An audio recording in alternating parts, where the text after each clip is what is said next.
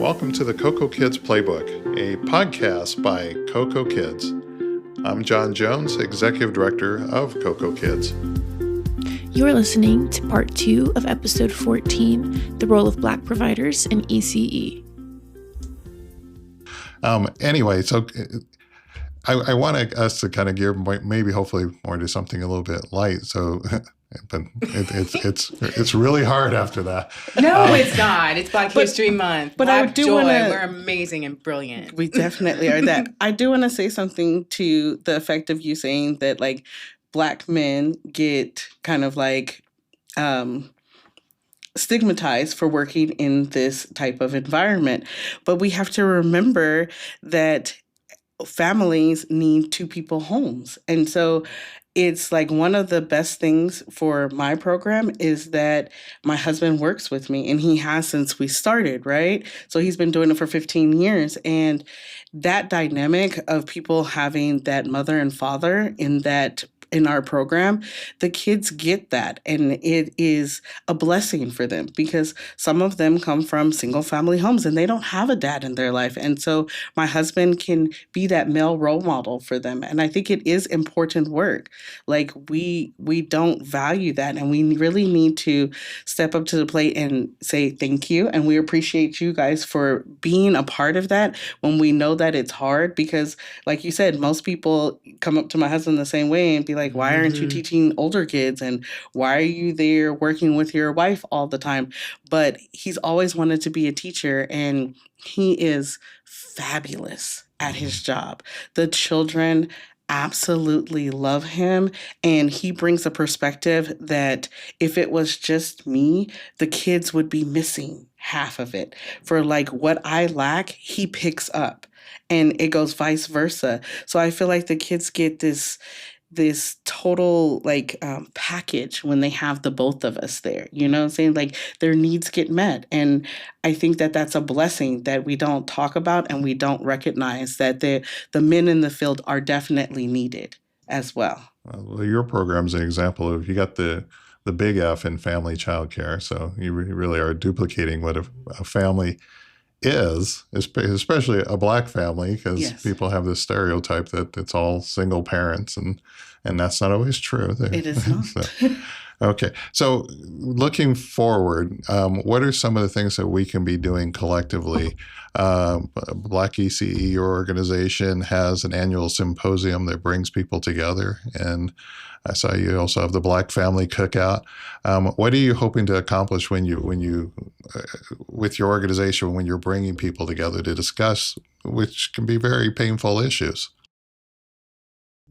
I love how you just did that last sentence, because I just wrote to somebody about our symposium yesterday, and it was that like we bring a strong element of Black joy even when we're discussing really tough and sometimes painful topics.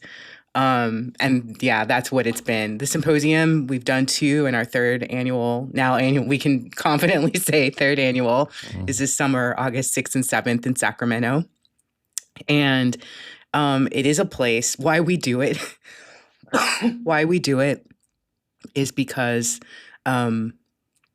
we wanted a place to bring together everyone. So that's one of the biggest questions I get is, which is really kind of cool that we're in this position where people think, actually the very first day that registration opened at the beginning of February, someone emailed me saying that they want to respect Black spaces, and so she doesn't want to overstep. Should she register? And I said, you are the perfect person to register. In fact, it's an experience that's open to all, and we need all people there. Make no mistake, it is absolutely a Black-centered space, and we don't explain things. Like, we just do it like Black people do. And what we've heard in the evaluations that we've had from Black people and from our accomplices who attend is that it's, besides the fact that it's welcoming, they feel so inspired. Black people feel affirmed and they feel confirmed, like that they're not crazy, like this is a real experience and I'm not alone in this. And especially for people who work within the system, whether they work in an R&R or at the state at First Five, or they're early educators working in centers or by themselves at a family childcare home, they don't realize until they get this chance to be together that their experiences sadly aren't unique. And so, but now they know they're not crazy. Mm-hmm. But for our people who attend who aren't Black, they get to see it in real time, and they especially have felt inspired to look within to see what can they do to change themselves, for one, but especially their part in the system, what they can do to contribute to changing the system. And we're really proud of the fact that we've all had the chance to go to conferences or have professional development and feel like good after it for a few days, but then forget about it. But we're really proud of the fact that from both of our past symposium, that people have carried their learnings and shared back with us how they've implemented within their own organizations or settings. Right now, our best example is with our last symposium, which was focused on Black English language. And we co-created during the event, an advocacy platform of what people can do as individuals and what we need to do like system-wide. And that has been guiding our work since August. And we're at a point now where we're working with a consultant to help develop a 3-year plan based on that platform.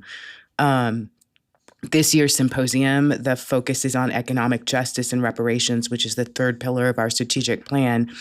And people say, reparations for babies? Well, yeah, because I mean, yes. And we're really excited to have this conversation around how our nation has taken away wealth from Black people and the opportunities for wealth, the opportunities for good, solid education for Black children starting from birth. Because right now, you might get into it, but TK system is decimating our early educator workforce because we've assumed that young children can't be well educated because, as Rachel mentioned, they just want the 1, 2, 3s and ABCs and not developmentally appropriate learning for babies who are 48 months old. And that can only happen. What our state system has decided is that can only happen for free at a public school, which isn't prepared for a 48-month-old baby. But that for our symposium and around reparations, that there's a lot to repair. And there's a lot to repair for Black families and for Black children who are the youngest ones, and also for Black families who are harmed every day just living and just having to interact with these systems. Okay, so that's going to be in August. And I told you before, usually I'm on vacation in August, but I'm going to delay vacation this August. So you can go the next week. You can leave on the 8th. I'm going to register today, because I know you're going to look, right? All right. And then the same question to you, Rachel, if I can remember what my question was, moving forward, what do you hope we as a community, because what I'm getting from this conversation from both of you is the most key piece of this is the building of community, that it's not necessarily about one individual item, but when you bring people together and you do it in a way that people can feel supported, confirmed, understood, respected, and that's the definition of a community. That's what's hopefully going to be moving the field forward as a field, but particularly for people of color who want to be teachers, role models, and build up children and not necessarily warehouse children. So what are your thoughts on that? I would say, my thoughts on that are that, like Keisha was talking about, how, now they system has kind of transitioned it to say that children can only get an educational experience in a school is kind of like a backhand slap to all of the preschool teachers and family childcare providers who have been providing this care, and we have been providing this education to the children for decades and centuries. Like it's saying that what we were doing was not enough, even though you're modeling a lot of the stuff that they're putting into the UPK system or the TK system from what we have done. Like what we have shown has worked, what we have done, and we have proved that like these are the things that children need. These are all the studies and the research has come from our programs and what we have been doing. And so to say that we aren't educators and that we're just babysitters and that the children need to go to the school system is a slap in the face. It's like And it's a lie. it definitely is a lie because developmentally appropriate children need smaller group sizes. They need to be in that family structure because that's what builds them their confidence and builds their levels, right? And so when you send them to a school district that doesn't have the right type of class, has too many students in the class, then you're going to have more children who they're going to say have challenging behaviors or not ready for this class, and they're going to push them into things and give them more anxiety. And then we're also pushing down that the prison pipeline to now it's preschool to prison pipeline. Like we have moved it down to where like there's research that shows that like that's what we're doing. We're teaching them that those are their choices. We're not actually working with the children. We're not doing what their needs are. Like in my program, we adapt because we have a small group. So after the pandemic, we had more boys than girls. So what did we do? We switched it. We were inside. Now we have an outdoor-based classroom. And we were able to do that because we saw the needs of the children that were in our program. And we're able to adjust to like, what do the kids need? And that's more developmentally appropriate than you sending them to the school district where like they have this specific curriculum they have to teach them. That we have these benchmarks you have to meet, and either you make it or you don't. And if you don't make it, then you're in the challenging behavior class or any other class that they want to put you in and say that you don't fit into this box. Whereas preschools were already doing this education and they were adapting. And family childcare providers, we adapted to what the children's needs were. And I feel like we've just kind of gotten so far past like what the kids need, and we're just all about like where can we house them, where can we move them. Like we don't want to give the money to family childcare providers, so we're just going to put it in a school district which already doesn't have enough teachers, which already doesn't have enough infrastructure, and there's already like some schools are better than other schools. So like why would you put the ones that you are the most vulnerable in those places when there's already a place for them to be? There's already family child cares. You're decimating family child care by not including them into this UPK system. And there were spaces. So like in the state's mind, they're like, we're making new spaces. But you're not making new spaces if family child cares and centers already had 3 and 4-year-olds and you move them to school settings now, and now family child cares and centers are closing down. Did you really make new spaces? The answer is no. You moved them from one basket and you put them in another basket. And then you want us to be ha ha ha, hooray, hooray, like you did something, but you didn't. You just moved them and you decimated a whole community of people of color, because that's who's mostly working in those type of jobs. And you moved them to where there's more people who are white females and white male teachers. So now all these kids who were getting people of color as teachers and stuff like that, now they aren't, because there aren't that many in that setting. So you're just decimating, and it just keeps going on this circle.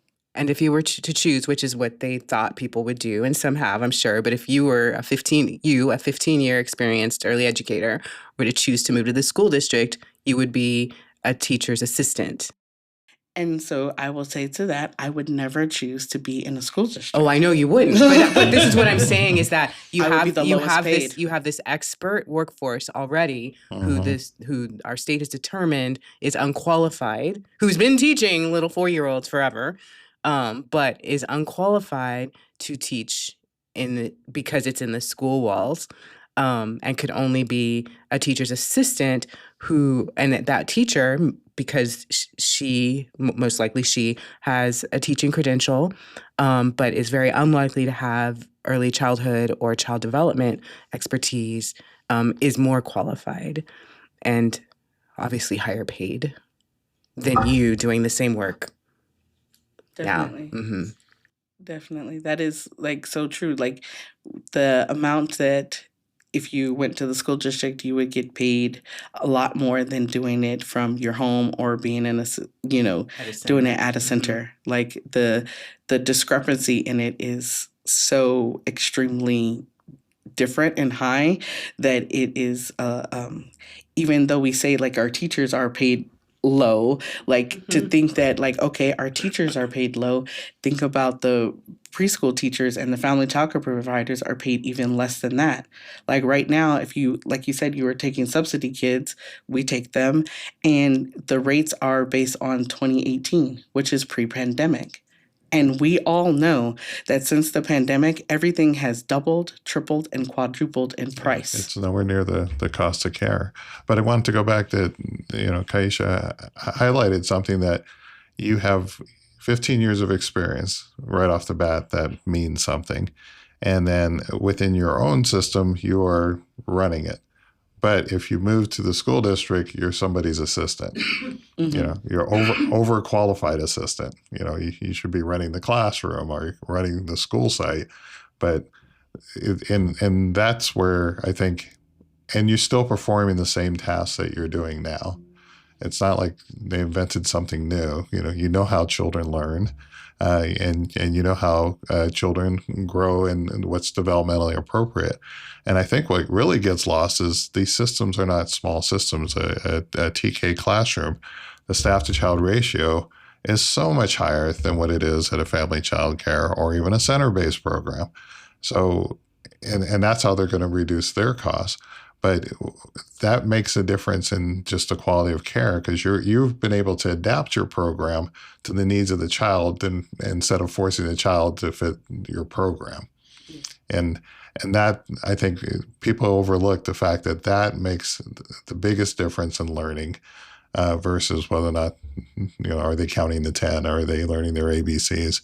If you want them to learn them, you got to put them in the right environment, and the environment should be the one that bends, not the child. Even though these children are very flexible. Okay. All right. So I'm going to wrap up. I really appreciate the fact that both of you guys came in. I feel like we have a host of other things we could still be talking about, and this conversation would never end. I want to stay optimistic, but I think it is important that we remember the past and remember that we're not quite to where we want to be. I always think about, when Martin Luther King was talking about getting to the mountaintop, I'm like, we're not anywhere. I think we might be able to see it, but we're still quite away from it. We're not there yet, and hopefully we'll know when we get there. But I think and you had said something earlier, Rachel, in terms of the fact that you have to do more just to be the same. And that is the very definition of a racist institution, when you have to overperform just to get the acknowledgement you would have got if you were a person of a different color. So I want to thank you both and give you, Keisha, any last words you want to say or anything you want to plug coming up for?